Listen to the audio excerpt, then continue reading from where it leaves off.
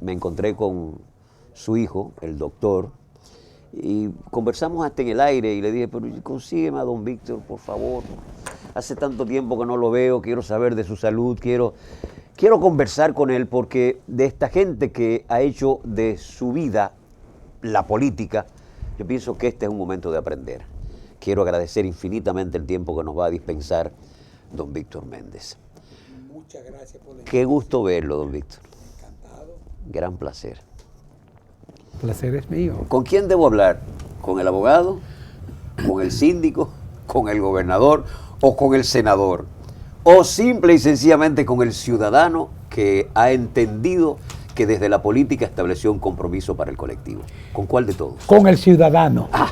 ¡Qué bueno! ¡Qué bueno! Pero hagamos un poco de historia. Usted primero fue síndico, ¿verdad? ¿O primero fue gobernador? ¿Cómo fue? No, Era síndico aquella 78, vez. 82, la sindicatura. Ya. 82, 86, diputado. Sí, también se me olvidó la diputación. Sí, vino un periodo de quietud, pero no en los trabajos políticos. Ahí vinieron las divisiones de partido y el partido tuvo un retroceso. Después volví a ser diputado. Trabajé por la candidatura del compañero Hipólito Mejía. Fui gobernador de Santiago. Cuando hubo que trasladar la gobernación a la Antonio Guzmán con la calle del Sol. Era Ahí mismo. un caserón. Ahí mismo. Un caserón. Cerca del canal. Que si tú hablabas duro, caía la carcoma. Sí. Y tú no podías dar duro en el piso porque caía la carcoma. Y luego senador. Sí, ese periodo lo recordamos. Muy bien.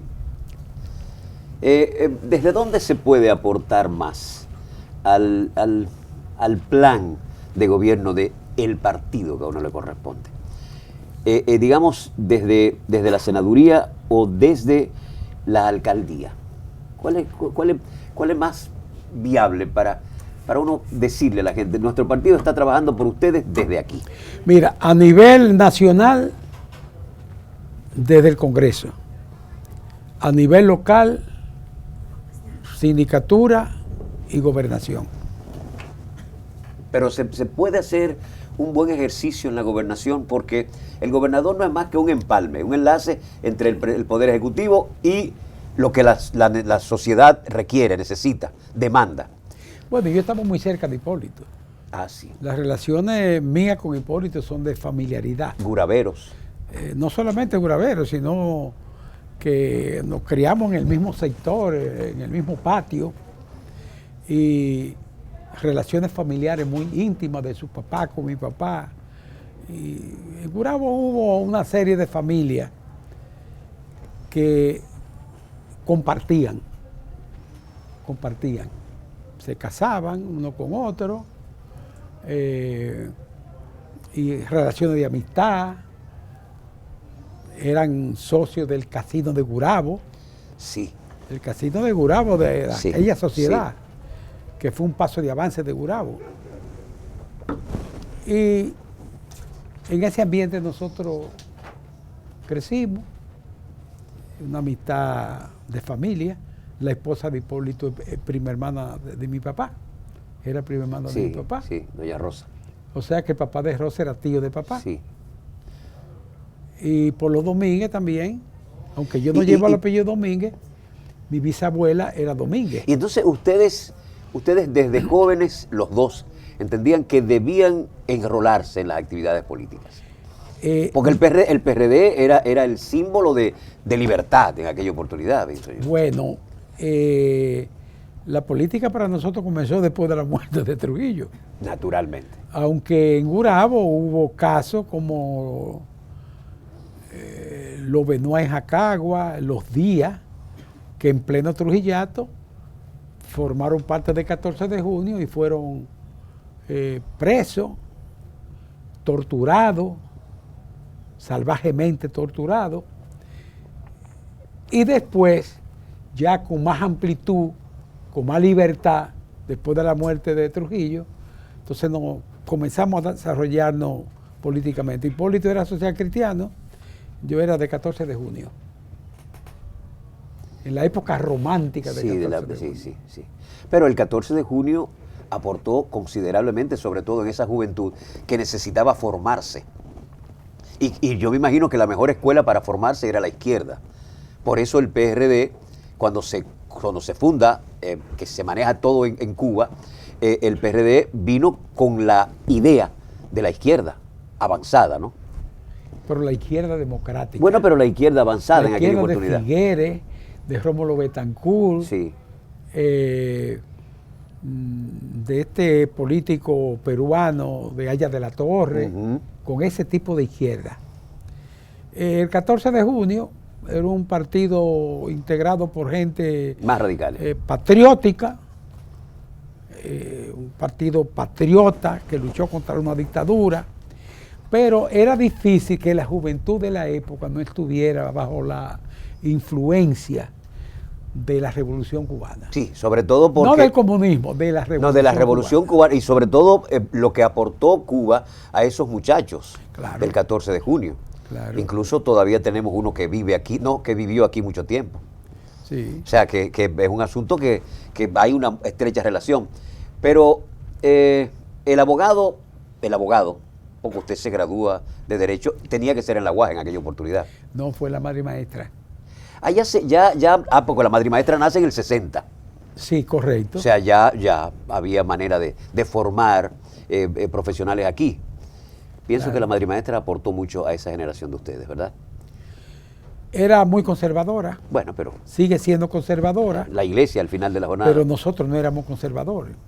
Pero nos permitió, fuera de la universidad, ejercer la actividad política que nosotros queríamos. No intervino en eso. Ahora, dentro del recinto, era otra cosa. ¿Cuando el golpe de Estado, ya usted era estudiante de la universidad o todavía no? Cuando el golpe de Estado, sí, en la universidad. Ya estaba en la universidad. Y el gusanito de la política comenzó a crecer a partir de ahí, me imagino. Del golpe de Estado. Del golpe de Estado, pensando en... Yo era miembro de 14 de junio. Sí, yo venía aquí a las reuniones, a la ciudad, muy jovencito, a las reuniones de los dirigentes de 14 de junio. Nosotros le preparamos, Evelio Pérez, Evelio Hernández y quien les habla, y un grupo de jóvenes, le preparamos un recibimiento a Tavares Justo en Gurabo. Tavares Justo fue, dijo un discurso, parece que tenía otro compromiso y duró poco en Gurabo, pero Gurabo era incendido. ¿Cómo se formaban ustedes políticamente? Porque ahora se crearon escuelas a partir del 60 y tanto, pero habían cursos, habían folletos, se editaban en mimeógrafos. Sí, pero en esa época estaban los libros de José Ingeniero. Sí, El hombre mediocre. El hombre mediocre, sí, sobre todo. Sí. La rebelión de la masa. Y la simulación en la lucha por la vida. Exactamente. Y ya uno leía eso. Ya nosotros estábamos dedicados a la lectura. Éramos amantes de la lectura. Y se conocía... Y algunos folletitos que venían... Sí, se conocía la historia de los nazis, y entonces eso tenía la manera de formar políticamente, entendiendo qué hacían los que se oponían a lo que ustedes pensaban. Sí, correcto. Interesante. Y además ya ustedes, estudiando en la universidad les exigía que se formaran culturalmente. Se leía Lenin, el libro rojo de Mao Zedong. Ya. Y estábamos al día, ¿no? No asimilábamos muy bien por la falta de madurez. Porque, por ejemplo, El Capital de Calomar, yo lo leí, pero no lo entendí. ¿Cómo llegaban esos libros a sus manos? Porque era difícil. Se filtraban. A mí me llegó una historia, yo siendo muy jovencito, que se llama La Hora 25 de Joe Virgil. Tiene que ver con la salida de los húngaros, cuando los hitlerianos le ocuparon el espacio. Y yo recuerdo que la persona que me lo prestó, una persona ya mucho más adulta, me dijo: tú no te imaginas lo que me costó conseguir ese libro. Pero yo imagino que a ustedes les tocaba lo mismo. Claro, porque eran de contrabando.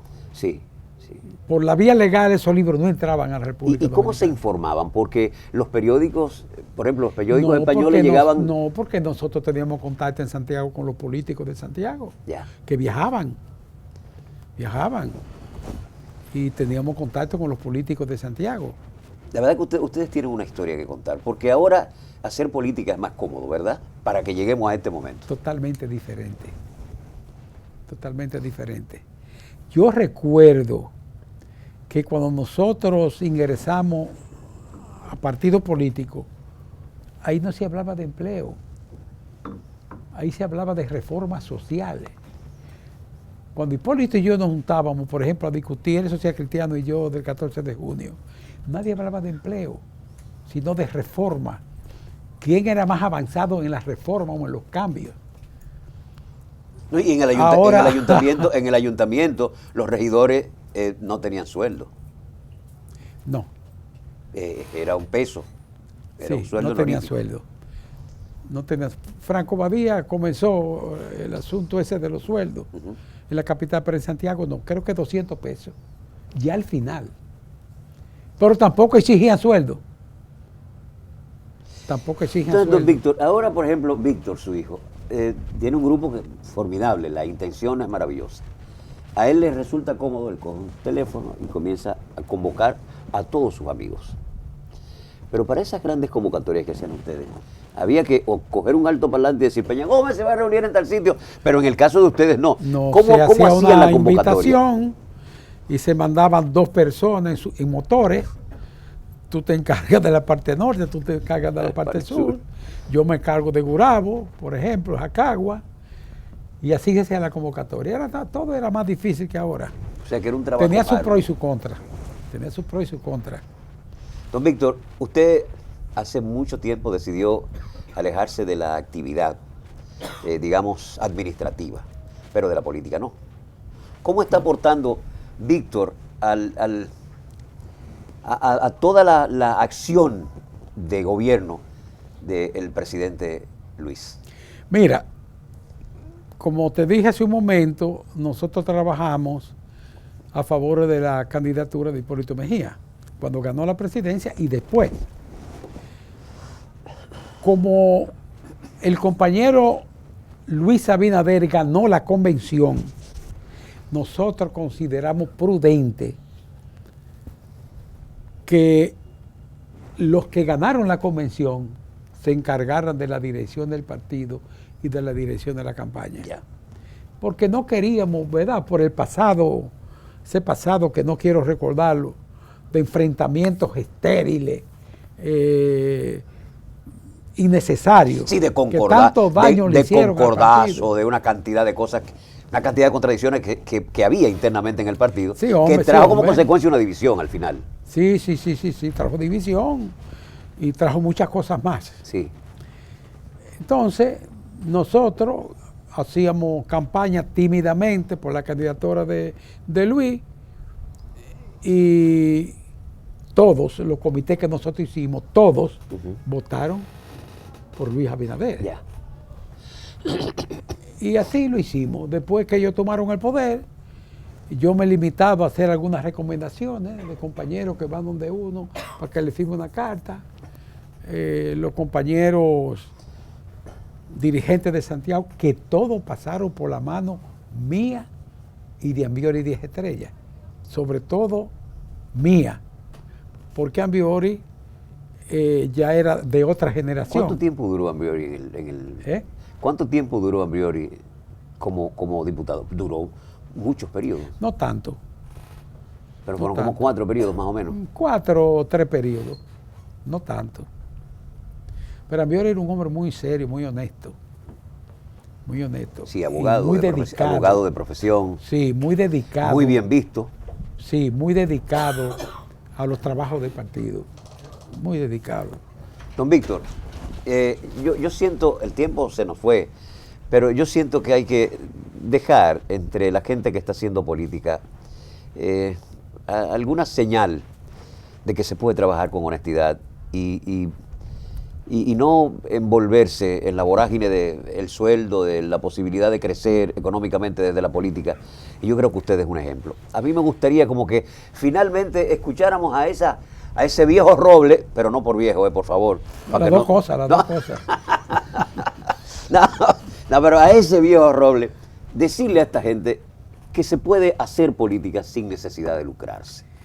Mira, los gobiernos de Balaguer, la campaña nuestra contra Balaguer era la corrupción, combatir la corrupción. Pero después vino un gobierno más corrupto todavía. Esos gobiernos del PLD le hicieron un daño terrible a este país. Pero terrible. Un funcionario en su mente cree que llega al cargo y no puede salir con los ahorros de lo que ganó, de su sueldo, sino que tiene que salir rico. Tú te pones a ver, por ejemplo, el entorno de Leonel Fernández, el entorno, son todos multimillonarios. El entorno de Danilo Medina, son todos multimillonarios, porque Leonel no es un demócrata.